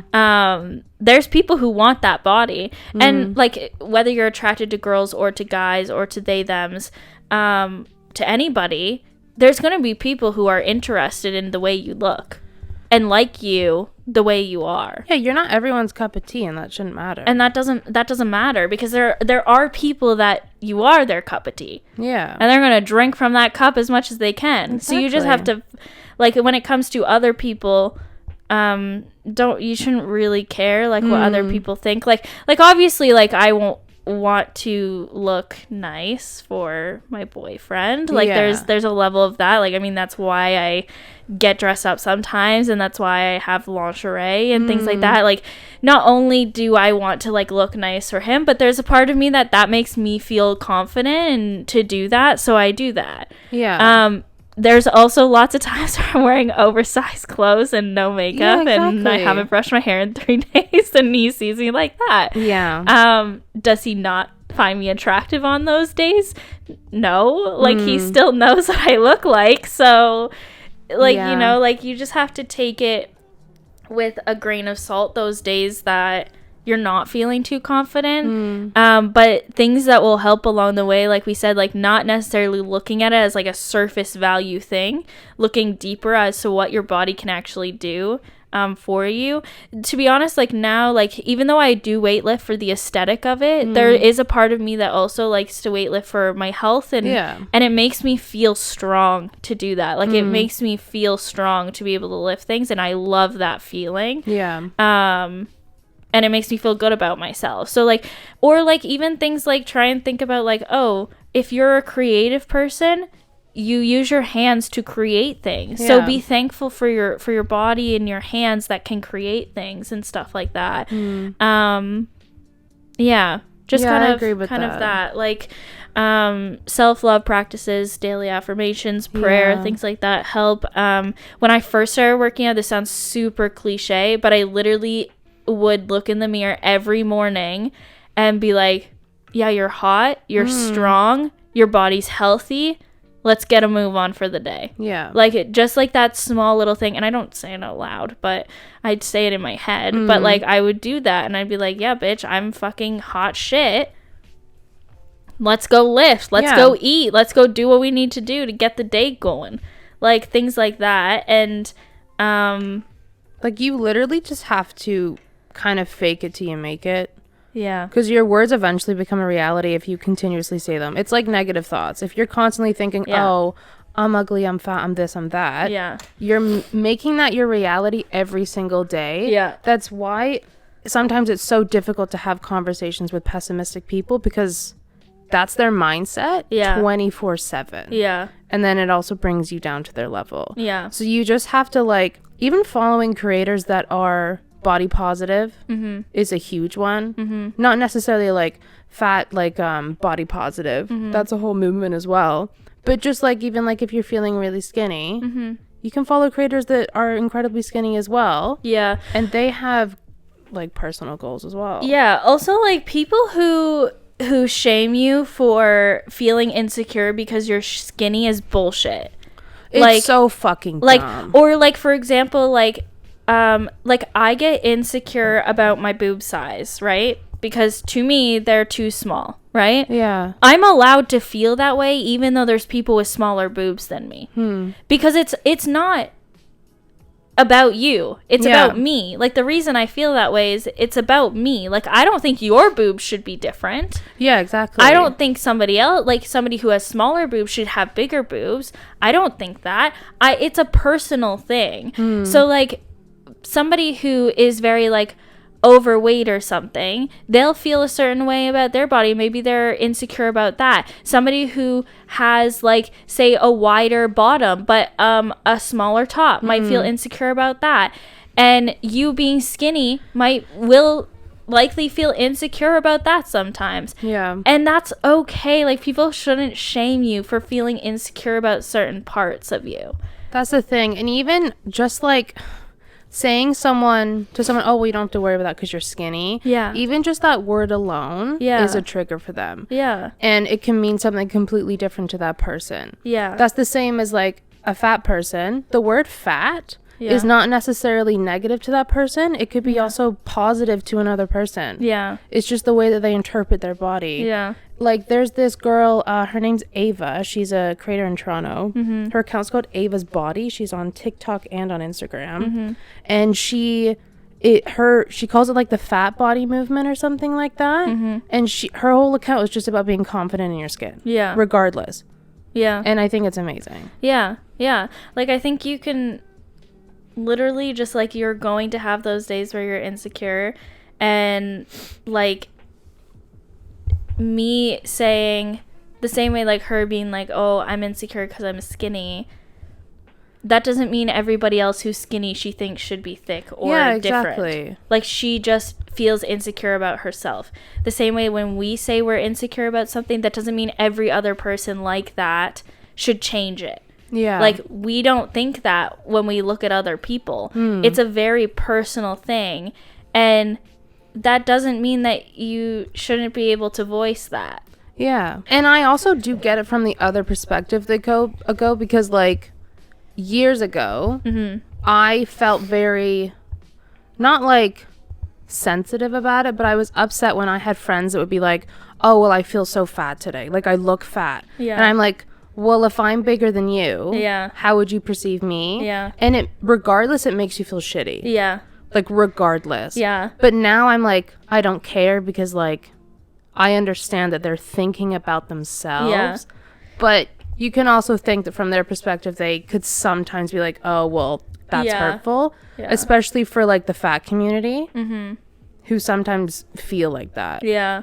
But or, like, even personal. In this girl's case, like, if she's skinny, if she was, like, say around me, sometimes if I don't lift for a while, I feel like I'm getting small. Yeah. And then, like, if I look in the mirror, I'm like, oh, my butt's really small today. Yeah. Like, that'd probably make her upset, because she'd think, well, if your butt's small, that's the thing. There's no way your butt's... But there's many days where I look in the mirror and I'm like, I haven't lifted in a week. My butt's getting so small. Like, you know, and like we said, like, it's a very personal thing. But, like, you can also watch what you say around people sometimes too. But, like, everybody's bodies are different, and, like, everybody looks different, and that's what's unique about humans,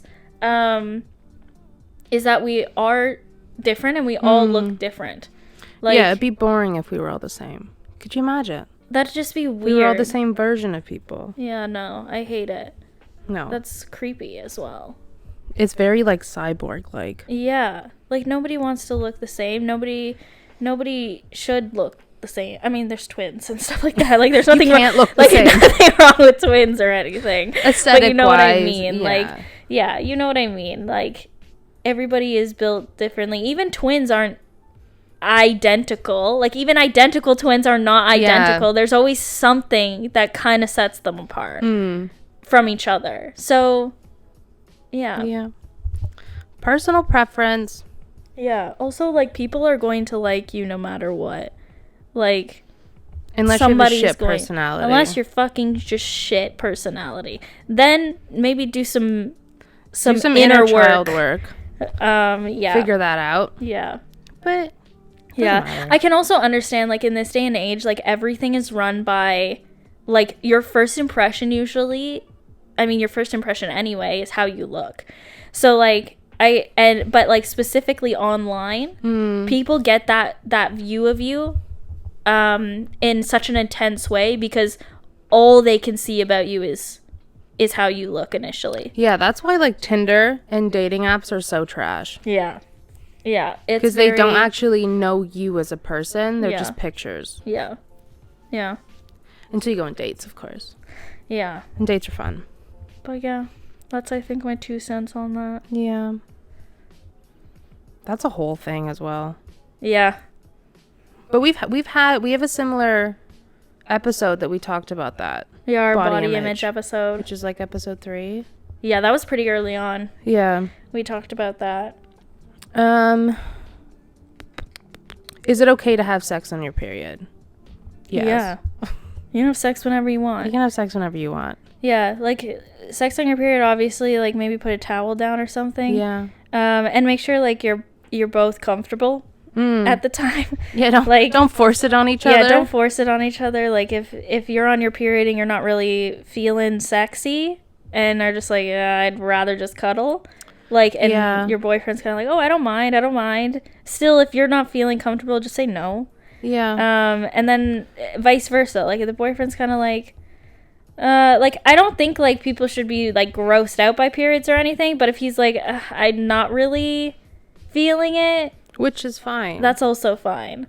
Like, I don't want to have sex on my period on a heavy flow day. Yeah. Like, where there's gonna be blood everywhere. Intense cleanup. It's just, like, messy. It's, like, a lot of cleanup. And then, like, also, like I like foreplay as well, and you can't really do a ton of foreplay. Like, I don't want him getting in there. Yeah, and there's no way he's going down on me during that time. No. So, like, I'm just like, no. Like, like, heavy flow especially. Like, if it's, like, to the end of it, you know, then maybe you will. Like... Yeah. But there's, again, not really much foreplay. It's up to you if you want to do it. It's not wrong. It's really up to you. And it's not a bad taboo. Thing. Yeah, it's not a bad thing. It's just, like, whether you and your partner both agree that you want to do it then or not. You are more horny on your period. Yeah, or, like, right after your period. So. But you don't have to do it. No. You don't have to do anything. No, you can also just masturbate. Yeah. Like, if you A, don't have somebody to have sex with, or B, you're not feeling getting your whole body You're not feeling out. like you want to get out with your boyfriend or girlfriend or they, them, your partner, covering all the bases. Yeah. Then just masturbate if you're still really horny. Yeah. Yeah. Do what you want. There you go. Also, there's nothing wrong with masturbating in a relationship. No, there's not. Some people do think that, though. Well, those people are as long as it's not affecting your sex life. Yeah. And your relationship. Fine. Masturbate. Like, if you're masturbating and then not having sex with your partner. That's an issue. That's an issue. That's a problem. Unless, like, you're waiting, I guess, for marriage or something like that. Then I think that might be a different thing. Obviously, I'm not. So, yeah.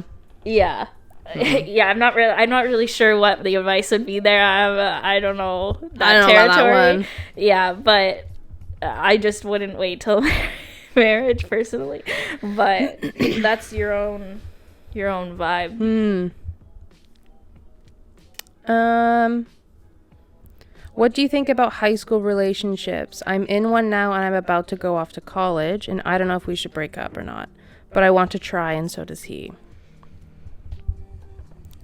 I have a whole thing about this. I lived this. You lived through this. Yeah. I watched it. You were looking in the window. Just looking in the window. I think you could do what you want. Like, if you say that you want to try it, try it. You don't know what's going to happen. Yeah. Give it a go. Unless it's difficult when it's long distance, obviously. Yeah. Like, depending how long distance. Like, if it's across country, that's rough. 2-3 hours, I think you can make it work.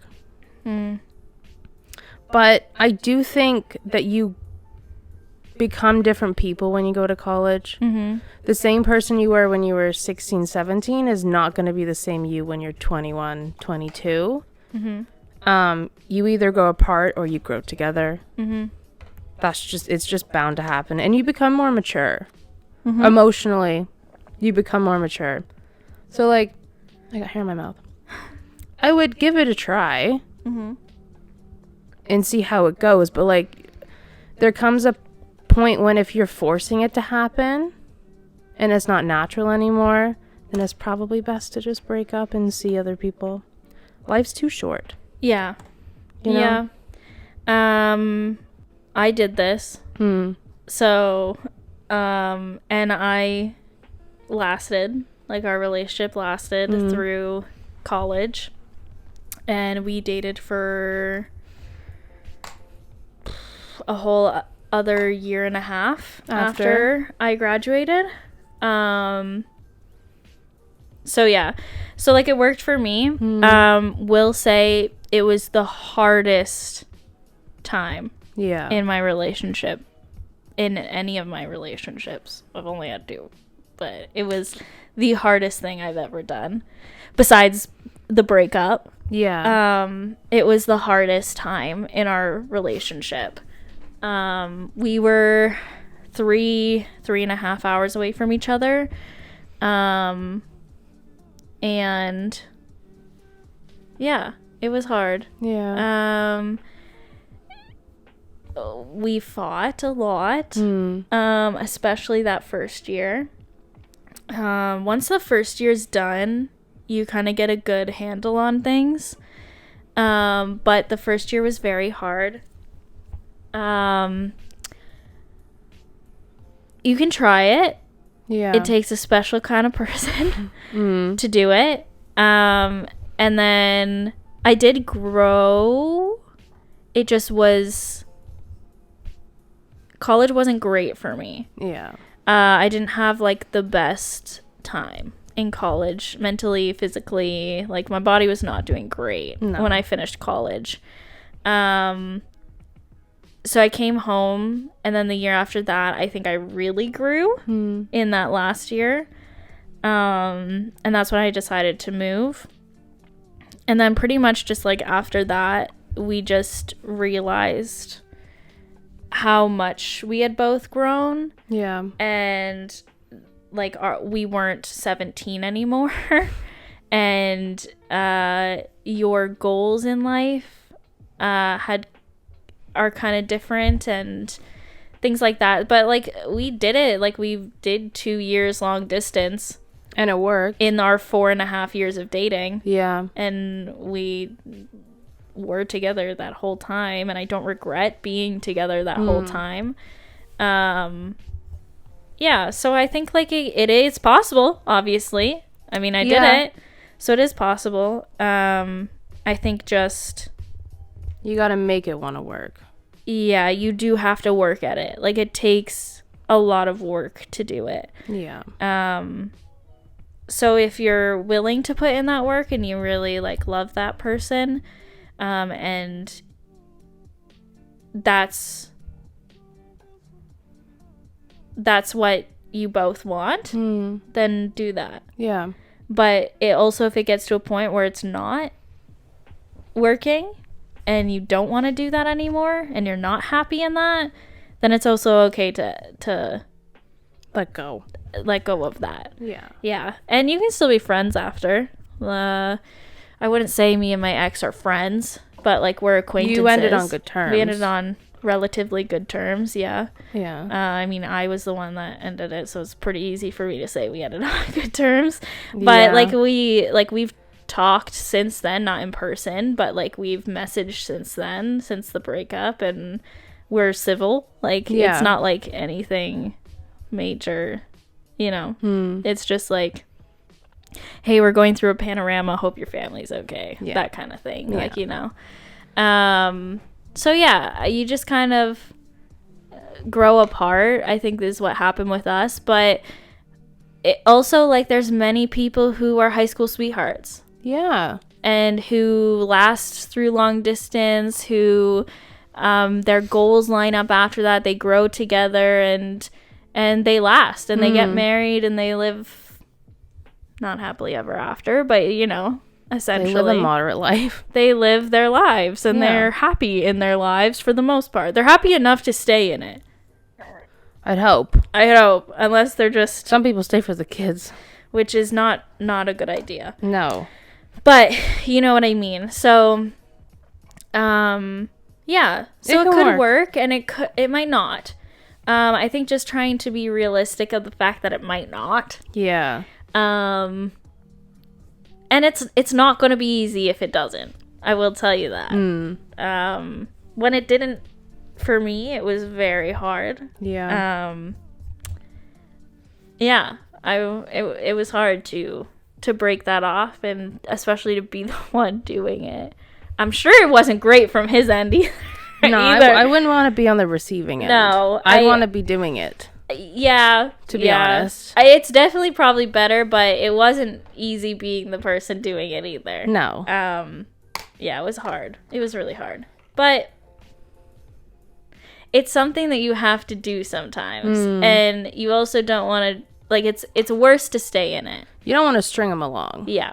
It's not fair to them, and it's not fair to you. So sometimes you have to make tough decisions, but maybe you won't have to. Like, you could try it. If you're both willing to try, I would say try it. It might not work, but it also might. You never know. You really never know unless you try it. You know, do a test drive. Yeah. Worst comes to worst, you break up. And like I said, it's fucking god-awful, but you will survive it. Yeah. Like, you're not gonna die. You're very young. Mm-hmm. You're what? You're 18? 17? 17 we were. We were 17 because we had late birthdays. We were 17 when we graduated. Yeah. We were 18 when we got to college. You weren't. I was 17. But I had just turned 18 when I went into college. Yeah. I should not have gone. I was so young. Yeah. To be honest, I probably shouldn't have either. Waited a year, maybe. It was a rough 2 years. But and you did 5, so. Yeah. That was a lot. Yeah. But it's done. We'll talk about that in the post-secondary school episode. But yeah, that's kind of all I can say on that. Yeah. I don't have much advice on that one. I didn't live through it. Yeah. But just give it a whirl. Honestly, what's the worst? Don't knock it till you try it. Yeah. Basically. Yeah. And relationships in general are a lot of work. Just know if you're doing long distance, it's going to be more. Yeah, think of a marriage.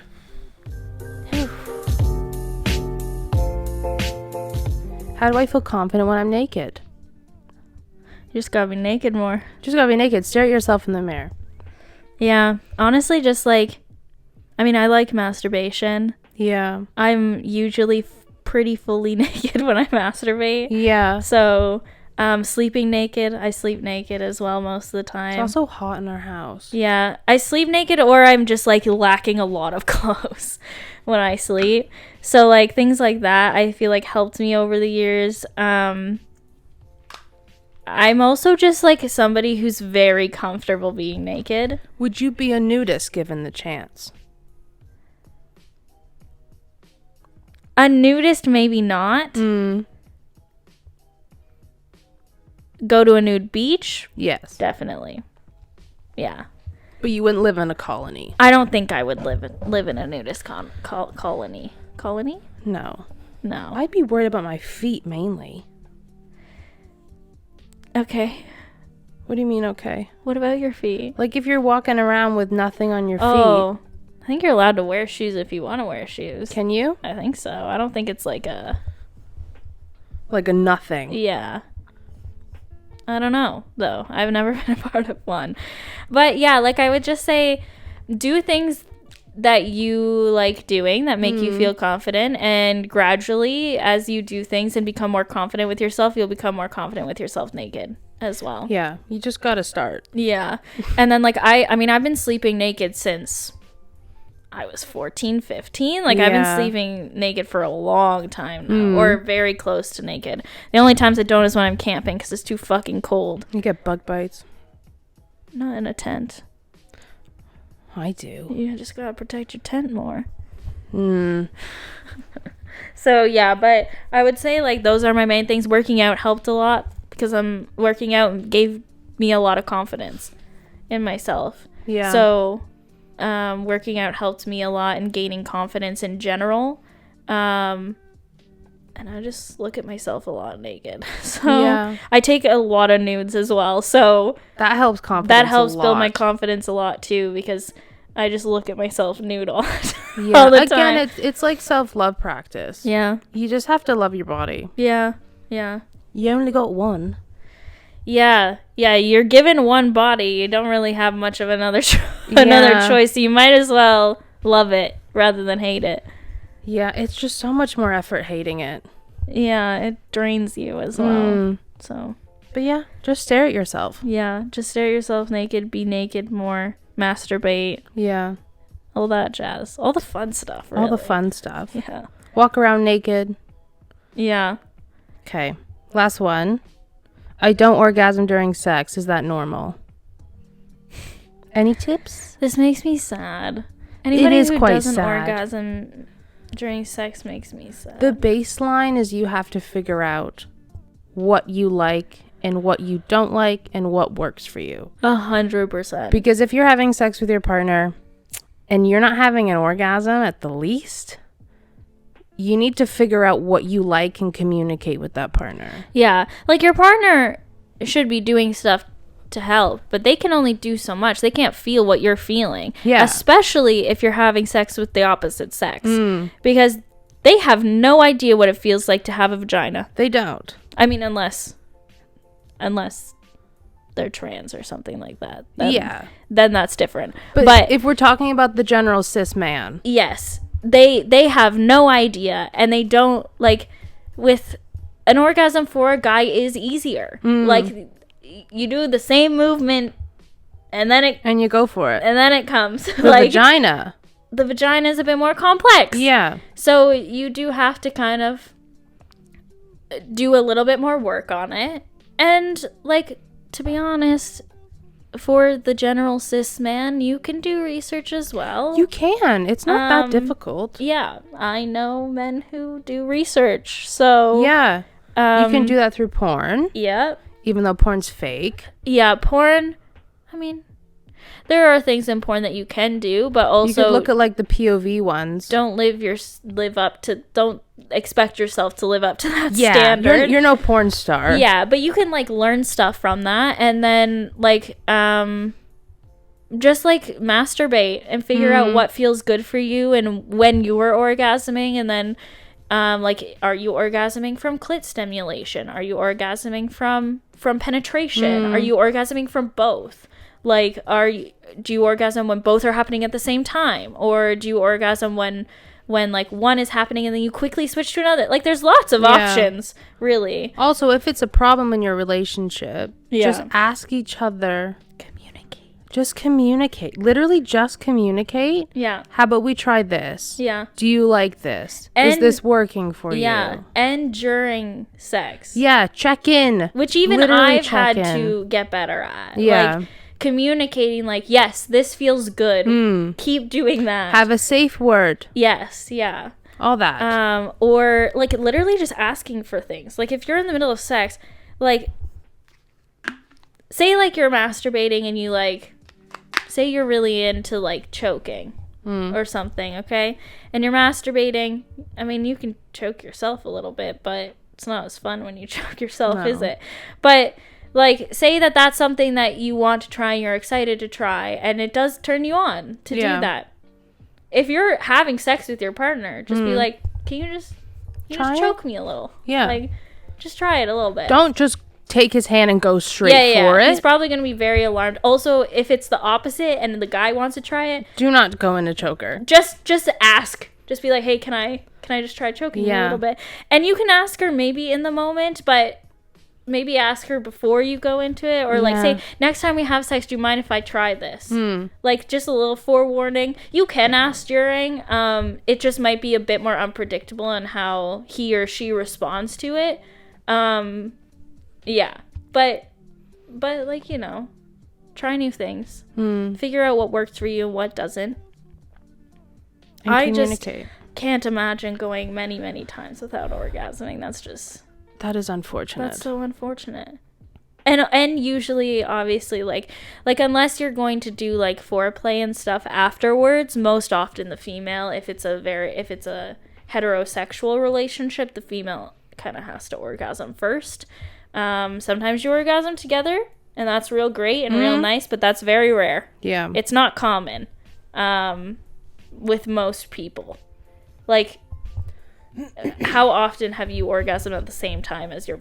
No. Yeah, your sexual partner. It's pretty rare that happens. The odd times, like, also, like, when you're with a partner, like, for a while... You get very used to each other and what works for each other. So it does kind of happen maybe a little bit more than if you're just like hooking up with someone. But still, in general, like... It's not like the movie. It's not like you are orgasming together all the time and stuff like that. Most often, the female has to orgasm first and then the male can orgasm. Yeah. It's pretty simple, though. Just figure out what you want, what you like. Yeah, just kind of And don't be afraid to ask. Don't be afraid to ask. Don't be afraid to try. Try everything once. Try everything. Okay, maybe not everything. Like, there is a boundary there, but you know what I mean. Yeah, I know what you mean. People get the message. But yeah. The worst that's going to happen is they're going to say no. Yeah. Also, like... But also, if your partner doesn't want to go, like, down on you or give the same attention to you as you do to them, drop them immediately. You need to have a discussion about that at minimum. If they're not willing to try, then there's no point in continuing to have sex with them. Yeah. Because you do have needs in sex. Yeah. Like, that's whack. Yeah, I fully agree. Who doesn't want to go down on a woman? Like, at all. Yeah. I mean, I love giving blowjobs, so it really... Reciprocate. Yeah. Come on. It's the least you could do. Yeah, but that's kind of the gist of it. Try things out. Pornhub is free. Reddit is free. You can find tons of stuff on there. Toys are fun to experiment with, and you can get like decently priced toys online as well, and they come in discreet packaging. Adam and Eve. Yeah, don't shout them out. They should sponsor us. They should sponsor us. Yeah. Don't shout them out. But yeah, you can get like lots of fun things online that you can try out, but really like just figure out you can literally just start with your own hands and work your way from there. Yeah, go from there. But yeah, I think that's all for today. Hope you guys enjoyed this episode. Once again, TMI. We'll probably do more parts of this. There's been many questions asked. Yeah. That we are more than happy to answer in these episodes. If you have a question for us, DM us and we will include it in the episode. We will not say who you are. We will keep it anonymous. If you have a question. But yeah, hope you guys enjoyed this episode. Don't forget to like, follow, subscribe, rate the pod on Spotify, Podbean, YouTube. You can find us on Instagram at Hi Friends Pod. You can find me on Instagram at itsmeshay.xx. And mine is Annie X Muir. Yeah. Have a lovely rest of the week and join us next week for a new episode. Bye, friends. Bye. Down, yeah. I've been feeling so down, yeah. Can you tell me why?